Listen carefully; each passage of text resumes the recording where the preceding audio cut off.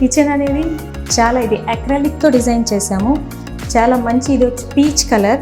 ఈ పీచ్ కలర్కి ఈ రోజ్ గోల్డ్ ఫ్రేమ్ ఇచ్చి లేకర్డ్ గ్లాస్ బ్లాక్ ఇవ్వడం వల్ల చాలా బాగా, చాలా రిచ్ లుక్ చాలా బాగా వచ్చిందండి.